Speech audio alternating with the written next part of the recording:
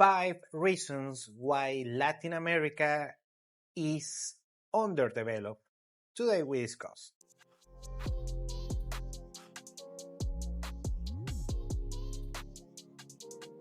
Today we are gonna talk about why Latin America, that is a beautiful region of the world, rich in, of course, on natural resources, in history, in culture, and so on, is not as developed as it should be. Well, there are several factors, and also we have to consider that on the last decade and a half, Latin America, actually the gap between this region of the world and, let's say, the developed nations, it has getting narrow, uh, mostly because the developed nations they got stagnated, they got soft, let's be honest. Still, Latin America is on this particular, you know, limbo that doesn't get quite, you know, on the optimal place. Let's call it like this. However, there are several factors why this doesn't quite happen, and today we are going to discuss just 5 reasons why Latin America is not as developed. The number one is probably the most obvious one, is corruption. In Latin America, of course, it has a lot of corruption. Of course, you have corruption on every nation in the world, and Latin America is just, let's say, on the lower middle of the table. We can see here the chart of the perception of corruption worldwide, and Latin America is high ranked on this particular phenomenon, this particular issue. Several countries in Latin America are very corrupt, but basically most nations in Latin America have a big issue regarding corruption. And why does this happen? Well, usually what happens in Latin America and the democracies of Latin America is that they are very populist, the politicians. And in order to get in office, they have to, promise a lot and use vague and random speeches in order to to sue the electorate and promise a lot and give fake promises. Well, most politicians are like this, but Latin America has a particular issue with populism. Very good on that. Well, what happens is that at the end of the day, the governments get very big. The taxes, I'm not going to say they are high, but there are a lot of particular taxes that hinder further the economic growth. Now, when we think about corruption, we think, the typical politicians and the bribes and things like that. They take public funds in order to enrich themselves. And of course, that happens. And of course, the main issue is that they take the public funds that should be used for education, infrastructure, and so on, and they get it by themselves. Usually, the richest people in Latin America have some sort of dealing with corrupt politicians. Now, it's not only about the money, the public funds that are, seized via corruption.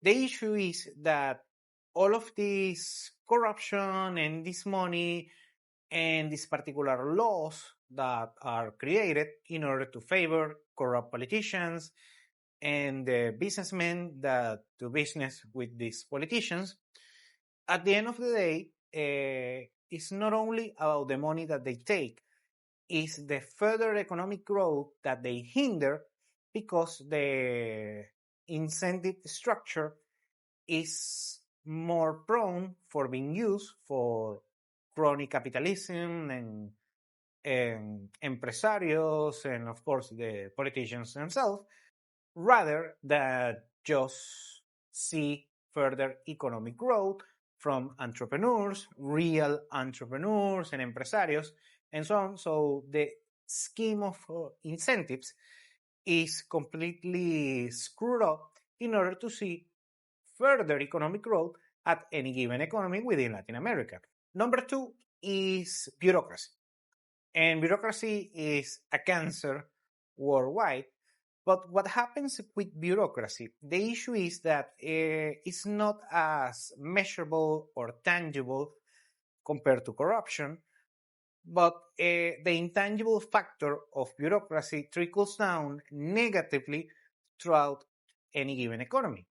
Because what happens is that you put a bunch of barriers, a bunch of frictions, as they know in economics, in order to create something new for businesses, entrepreneurs, professionals, self-employed people, and so on.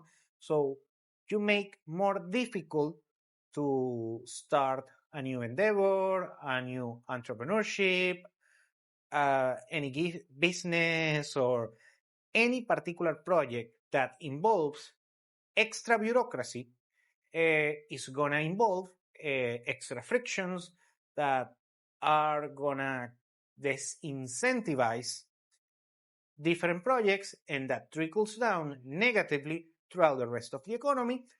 And at the end of the day, you have less businesses, less goods and services at any given economy, less synergy on a particular economy.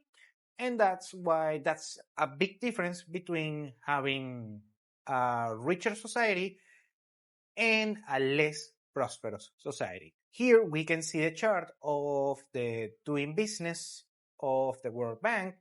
And basically, this particular rank measures how easy or how hard is to do business at any given nation. And Latin America doesn't rank quite well on these particular rankings. Also, we have the Heritage Foundation Freedom Index. Yet again, Latin America doesn't fare quite well. And one of the reasons is thanks to terrible bureaucracy.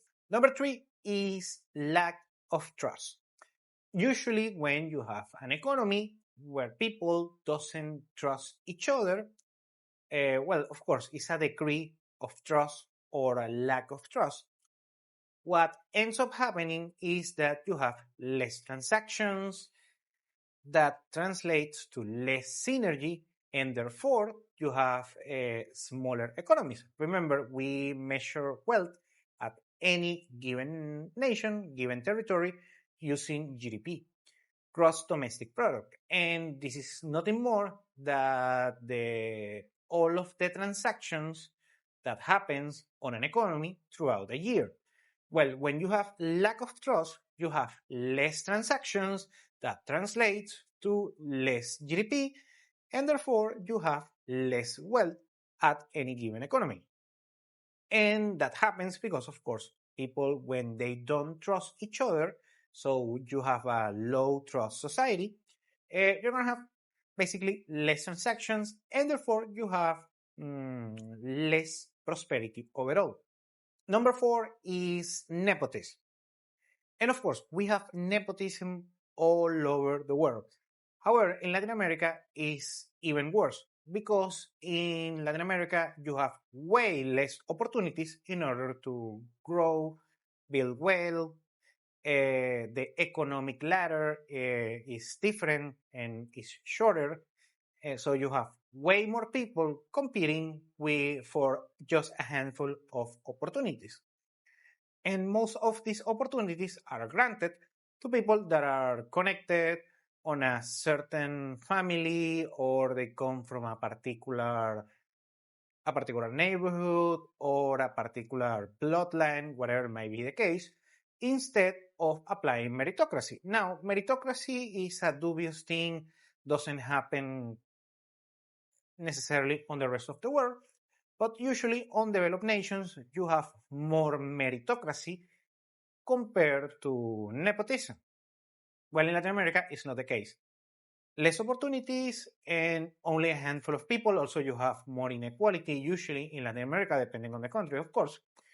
And when you only have a handful of people to spare for a big pool of candidates, what ends up happening is that also destroys the incentive structure in order to do something special, something different, something that is going to create value or add value to any given economy or any given society. So, at the end of the day, nepotism is something that hinders further economic growth and prosperity. And number 5, we have infrastructure or a lackluster infrastructure. The issue with infrastructure is the better the infrastructure that you have, transportation, communication, supply chains, or just people moving around in order to, of course, create more synergy and therefore create more prosperity. Well, in Latin America, what happens is that the infrastructure is not as good as you want regarding communications, public services, roads, bridges, shipping ports, whatever might be the case. So, with lackluster infrastructure, you have less energy, you have more frictions, and therefore you have less GDP, less GDP growth, and therefore less prosperity overall.